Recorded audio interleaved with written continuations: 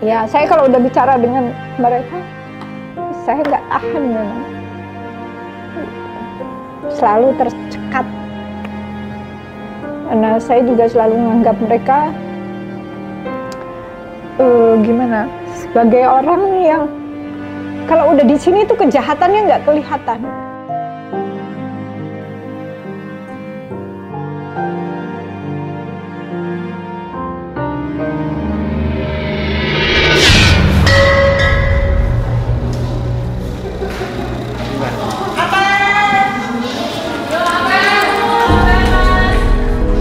Dan sekarang nih sudah menjalani kan hamil, terus melahirkan sama anak di sini gitu. Ada nggak sih perubahan yang dirasain sama Mbak? Di sini ada 2 bayi. Ada 2 bayi. Ya. Oke, jadi memang sangat-sangat disesuaikan dengan kebutuhan perempuan ya. Maksudnya perempuan yang mungkin ketika masuk ke sini, kan masuk ke lapas itu sedang mengandung atau mungkin punya bayi yang harus diberikan ASI, ya memang lapas memfasilitasi itu. Jalanin terus sampai nanti. Itu aja sih. Udah. Kamu kuat loh Mbak. Semangat ya. Ya. Oke. Sebagai perempuan yang bekerja di lingkungan lembaga pemasyarakatan gitu Mbak, pernah nggak sih waktu Mbak Ida itu keterima menjadi petugas pemasyarakatan, terus dipandang gimana gitu sama masyarakat atau tetangga atau bahkan keluarga? Ya, memang itu menjadi pertanyaan yang masyarakat itu bertanya-tanya, wah kerja di lapas gimana kan mereka penasaran karena ya seperti kita ketahui bahwasanya lapas itu kan instansi yang tertutup, nggak semua orang bisa mengetahui apa itu lapas, gimana aktivitasnya, dan stigmanya mereka kan masih wah serem ya di lapas, yang di dalam itu kriminal, kejahatan seperti itu. Tapi saya berusaha menjelaskan bahwasanya semenjak adanya penjara itu namanya jadi pemasyarakatan, kami menyampaikan bahwasanya narapidana yang masuk di lapas itu bukan lagi untuk disiksa, bukan lagi untuk dijerakan, tetapi mereka dibina. Dan di sini ada banyak pembinaan. Kemudian saya juga menyampaikan kepada masyarakat bahwasanya di era seperti ini masyarakat bisa melihat aktivitas kita di lapas. Saya menyampaikan ada media sosial seperti Instagram, website, seperti itu masyarakat bisa mengakses, melihat apa sih kegiatan di dalam lapas, bukan hanya mereka dikurung di dalam kamar, itu nggak seperti itu. Saya menjelaskannya seperti itu. Oke, berarti sebetulnya lapas sendiri juga sudah mulai menjadi instansi yang terbuka bahwa masyarakat atau publik bisa lihat apa saja sih yang sekarang nih yang mungkin bisa dilihat gitu, bahwa ya tidak seburuk yang dulu kan kayak stigmanya tuh nggak ada yang positif gitu, maksudnya negatif, yang ada yang ruangannya gelap, tidak ada cahaya, terus kemudian terus melihat di sini banyak sekali cahaya, sirkulasi udara juga sangat bagus, dan bahkan mungkin saya tadi melihat Mbak Ida waktu keliling di lapas gitu kan, itu sangat-sangat dekat gitu dengan warga binaan gitu. Maksudnya apa sih yang, ataukah memang sekarang lapas seperti itu? Maksudnya memang mencoba dekat dengan warga binaan karena ya sekali lagi memang warga binaan adalah ya warga yang harus dibina gitu kan. Jadi hubungan dari petugas pemasyarakatan dan juga warga binaan itu seperti apa? Kalau saya sendiri menganggap di dalam lapas ini adalah masyarakat di dalam masyarakat. Jadi ada masyarakat luar, ada masyarakat dalam lapas ini juga seperti masyarakat. Jadi teman-teman di sini juga beraktivitas, ada kegiatan keagamaan, kegiatan kerja, kemudian juga mereka dibekali untuk keterampilan-keterampilan. Ya itu tadi, nggak hanya dikurung di dalam kamar, tidak hanya menunggu masa pidananya selesai, tetapi selama masa pidana, misalnya ini narapidana divonis 1 tahun, dia di dalam lapas itu bukan hanya dikurung menunggu saya sampai pulang, enggak, tapi memang di sini dibina, diberikan pembinaan seperti keterampilan membatik, kemudian merajut, menjahit. Nantinya harapannya itu menjadi bekal ketika mereka keluar ke masyarakat di luar nanti. Jadi stigmanya kan kalau narapidana orang yang bersalah melakukan tindak pidana, mereka dianggap sebagai ya nanti nggak berguna lah istilah kasarnya. Tetapi enggak, kalau sekarang itu lebih mereka masuk ke sini, kita bina, dan kalau kita keluar, mereka keluar, teman-teman itu keluar, bisa menjadi seseorang yang berguna lagi, bermanfaat lagi, seperti apa, sesuai dengan tujuan sistem pemasyarakatan, yaitu membina narapidana di sini dan mempersiapkan mereka ketika keluar nanti menjadi seperti warga masyarakat seperti biasanya.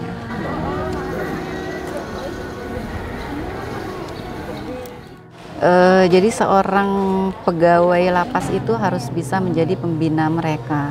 Jadi kita melakukan pendekatan persuasif itu, kalau saya ketika saya kontrol ke belakang, ke kamar hunian mereka, mereka ada yang ingin konsultasi dengan saya, jadi saya layani.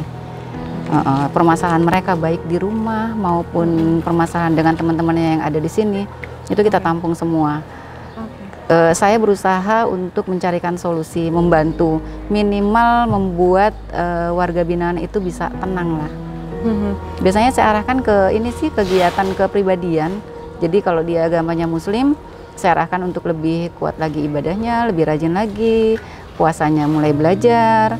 Kalau yang nggak bisa ngaji, saya arahkan untuk ngaji, biar ketika dia sholat bacaannya benar, itu lebih dekat ke yang di atas biar dapat tenangnya. Oke, nah ini kalau saya melihat kan juga petugas lapas yang apa ya, yang sekarang itu bisa menjadi teman seperti itu Bu. Maksudnya bisa curhat, bisa bercanda gitu-gitu. Betul. Pernah nggak sih Bu ada pengalaman unik dengan warga binaan yang mungkin sampai sekarang Ibu inget terus gitu?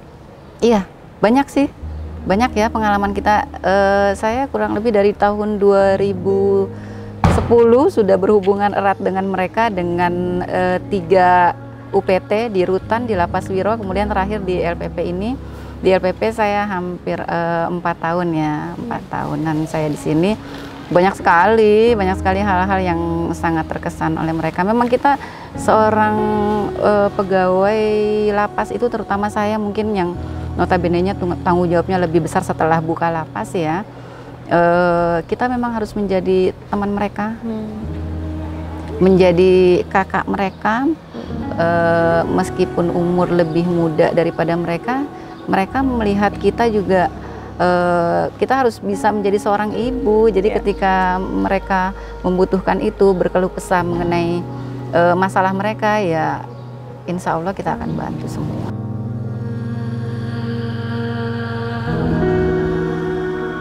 Di sini ada 2 bayi. Ada 2 bayi. Ya. Oke, jadi memang sangat-sangat disesuaikan dengan kebutuhan perempuan ya. Maksudnya perempuan yang mungkin ketika masuk ke sini, masuk ke lapas itu sedang mengandung atau mungkin punya bayi yang harus diberikan ASI, ya memang lapas memfasilitasi itu. Bahkan sebenarnya ada 3 bayi waktu itu melahirkan di sini. Cuman karena orang tuanya berkenan untuk anaknya tersebut dirawat di luar, makanya diasuh oleh neneknya di luar, dan kita memfasilitasi warga binaan tersebut untuk pumping ASI. Jadi setiap hari kita menyediakan ice gel. Kalau siang seperti ini karena poliklinik buka, kita simpan hasil pumpingnya itu, ASI-nya itu di freezer poliklinik. Tapi kalau malam karena tidak buka, kita memfasilitasi ice gel. Jadi ASI-nya itu disimpan di ice gel itu. Nanti pagi kita masukkan ke mana, kulkas gitu, ke freezer.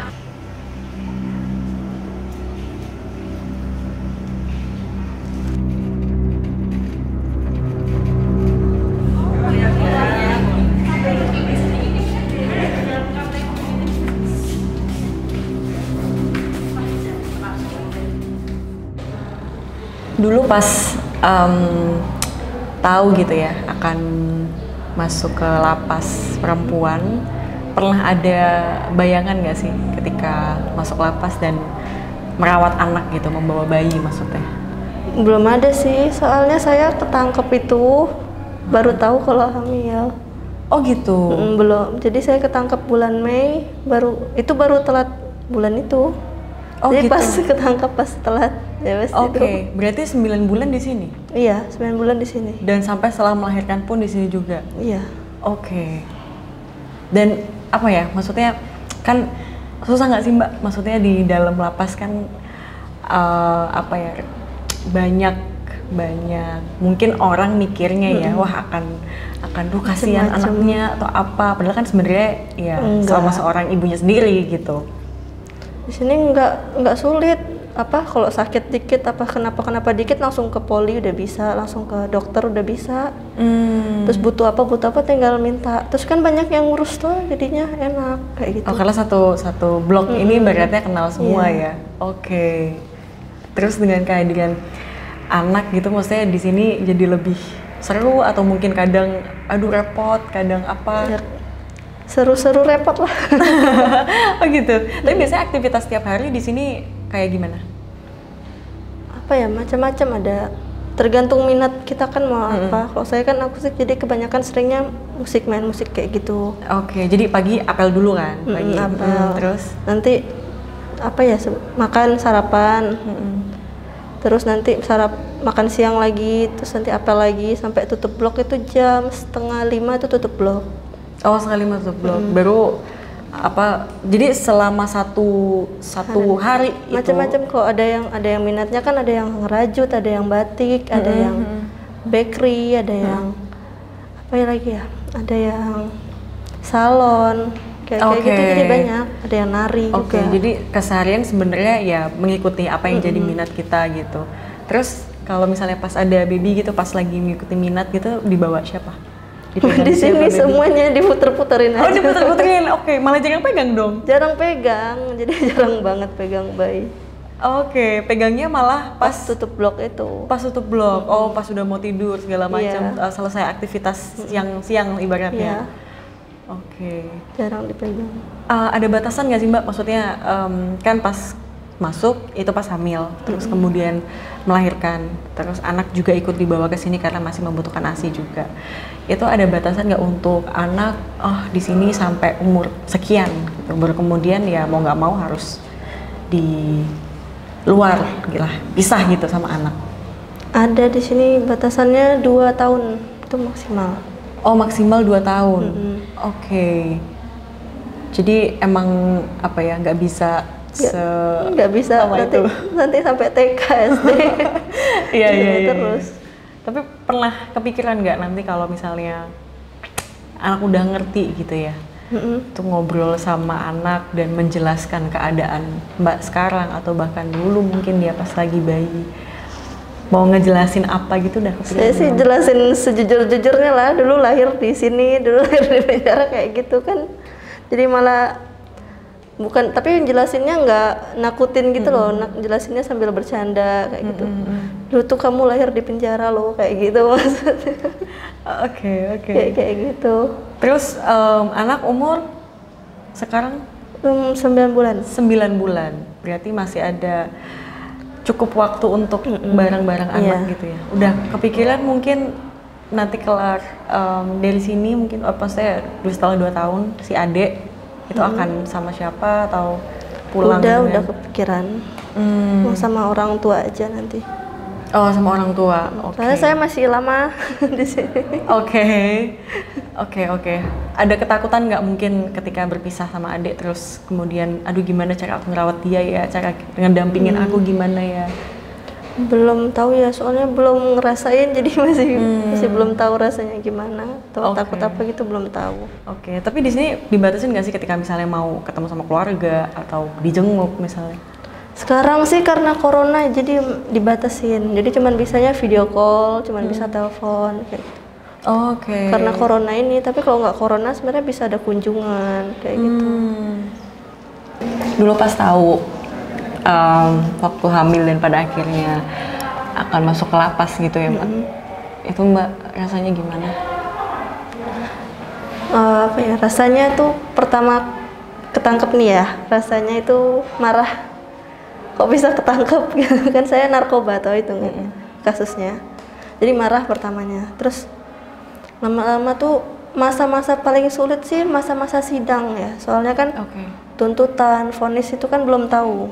Jadi kita nggak tahu mau jalanin berapa lama, itu kan masih pada belum tahu. Dan itu posisi sidang kan juga sudah hamil ya? Udah hamil. Jadi ya down-downnya pas masa-masa itu. Oke. Apalagi pas udah tahu tuntutan, udah tahu vonis tuh down lah istilahnya, soalnya kan tinggi, nggak tinggi banget sih di sini, hitungannya masih banyak yang lebih tinggi lagi. Oke, waktu itu pikir apa pas apa ya? Aduh, ini kok aku akhirnya begini ya gitu. Maksudnya yang bikin down banget itu ketika aku hamil terus masuk ke lapas, atau perasaan apa sih yang sebenarnya lebih dipikirkan waktu itu? Ataukah menyesal atau ya apa? Mikirnya pas itu kan saya masih kuliah waktu ketangkep itu. Jadi mikirnya ini berhenti kuliah terus udah ada tiba-tiba ada anak kayak gitu, jadi banyak sih banyak kepikirannya. Terus kan jauh tau jadi orang tua juga. Jadi banyak lah pikirannya waktu itu. Pernah nggak sih pas masuk ke lapas gitu, cerita nggak sih, ada teman cerita di sini yang akhirnya kayak oh ini melegakan gitu? Maksudnya cerita aku tuh ngalamin ini loh, kayak sedih banget ya aku. Terus maksudnya cerita ke temen yang ada di lapas ini dan pada akhirnya kayak aduh aku ada temennya, atau sedikit melegakan lah. Setelah vonis itu rata-rata kami sih di sini ngobrolinnya jadi bercanda. Jadi kayak jadi gurauan itu loh. Kayak aduh kok bisa ya dulu kita kayak gini ya, kok bisa ya kayak gitu ya, kayak gitu. Tapi bercanda jadi gurau, udah nggak udah nggak dimasukin hati lagi tuh loh, udah nggak jadi beban, udah nggak. Kan soalnya kita udah tahu kita berapa lama di sini, udah tahu, tinggal jalanin aja. Kayak gitu. Terus selama dulu kondisi awal pas masuk ke lapas dan sekarang nih sudah menjalani kan hamil terus melahirkan sama anak di sini gitu. Ada nggak sih perubahan yang dirasain sama Mbak? Ada sih, apa ya, kayak lebih tahu nanti kita lebih bagusnya tuh kita gimana nanti ke depannya, kita udah bisa mikir buat ke depannya gimana. Terus apalagi ya, kayak harusnya tuh kemarin kita nggak kayak gitu ya, biasa penyesalan sama rencana-rencana itulah. Ada nggak sih mungkin besok gitu ya pas udah mau keluar ke masyarakat lagi, ada nggak sih persiapan yang mungkin udah mulai ditata gitu bahwa aku akan seperti ini ketika kembali ke masyarakat? Maksudnya ya kita tahu kalau warga binaan ketika keluar ke masyarakat itu kan apa ya, mungkin stigmanya masih sama, dianggap sebelah mata. Mas, ada sih udah ada rencana-rencana. Tapi kalau kan biasa masih stigma negatif gitu kan, itu sih bakal saya apa ya, nggak peduliin tuh, saya cuekin aja. Yang penting kan nanti saya nggak berbuat yang sama lagi, udah nggak seperti itu lagi. Menjadi lebih baik. Jadi benar-benar membuka mata Mbak ya. Iya. Setelah di sini bertemu dengan teman-teman juga. Apa harapan Mbak yang mungkin mau disampaikan ke masyarakat gitu, bahwa ya warga binaan tuh nggak seperti itu gitu? Harapannya sih warga binaan tuh nggak selalu negatif. Terus bayangan orang-orang tentang apa ya istilahnya, penjara, lapas, apa lembaga pemasyarakatan itu nggak seburuk bayangan orang-orang di luar. Di sini aja kami aja enjoy di sini, biasa aja tinggal jalanin, habis itu pulang, habis itu nggak seburuk. Bayangannya kejauhan lah, kalau orang nggak masuk sini tuh bayangannya pasti kejauhan. Apa sih kegiatan apa sih yang dikangenin mungkin waktu masih ada di lingkungan masyarakat gitu? Aduh banyak ya. Banyak ya? Atau makanan apa gitu yang dikangenin? Aduh, makanan sih pasti makanan rumah lah pasti. Makanan rumah pasti dikangenin. Terus jalan-jalan ya, kayaknya pengen banget jalan-jalan lagi. Karena kan di sini di situ-situ aja. Itu aja sih, banyak lah. Tapi kalau hubungan Mbak dan juga teman-teman warga binaan di sini dengan sipir gitu, gimana sih? Di sini sama sipirnya baik-baik, ramah-ramah. Soalnya kan rata-rata juga seumuran sipir-sipirnya di sini. Perempuan juga seumuran rata-rata kayak gitu.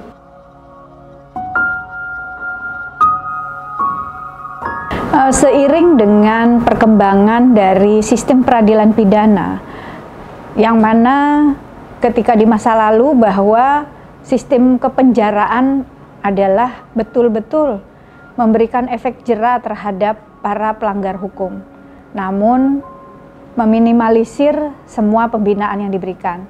Namun dengan adanya sistem pemasyarakatan, sehingga yang diberikan adalah memang benar-benar untuk memberikan pembinaan terhadap warga binaan pemasyarakatan. Oleh karena itu, pembangunan gedung harus menyesuaikan dengan kondisinya, di mana semua pembangunan disesuaikan dengan gedung-gedung untuk pembinaan seperti apa, kemudian adanya poliklinik untuk ngecek kesehatan mereka, kemudian juga masjid untuk pembinaan kerohanian bagi mereka, kemudian hunian untuk para warga binaan juga lebih tertata dengan baik dan lebih kebersihan diutamakan, karena mereka berada di tempat, di kamar itu adalah untuk cukup waktu yang cukup lama. Jangan sampai mereka berada di dalam lapas justru membuatnya menjadi lebih buruk dari sisi kesehatan mental, dan juga pola pikir mereka juga harus dirubah tentang kebersihan dan taat akan aturan sebagaimana yang telah kami terapkan. Kalau untuk bagaimana masyarakat bisa menerima kembali, ini memang program yang sebelum mereka berintegrasi ke masyarakat melalui program pembebasan bersyarat, ada tahapan, di antaranya adalah asimilasi. Nah, asimilasi ini untuk mengenalkan, mempersiapkan warga binaan sebelum benar-benar kembali ke masyarakat.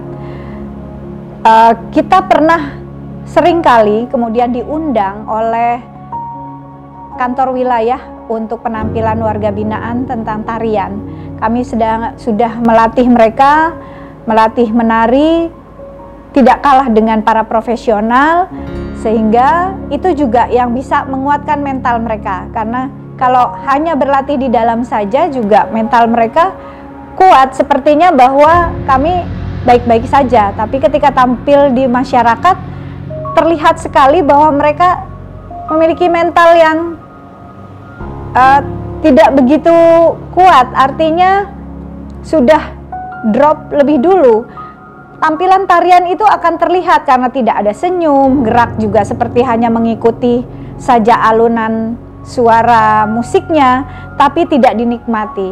Nah, ini juga sebagai satu yang harus kita amati, bahwa dari situ saja kita sudah bisa lihat bahwa memang teman-teman harus lebih sering membaur dengan masyarakat, sehingga mereka betul-betul kami persiapkan ketika kembali sudah tidak ada lagi kecanggungan yang berlebihan. Artinya tinggal beradaptasi dengan menampilkan dirinya bahwa sosoknya adalah saat ini sudah benar-benar menjadi warga masyarakat, keluarga, anggota keluarga yang baik, dan sebagai ibu, sebagai istri, sebagai anak dari keluarga mereka.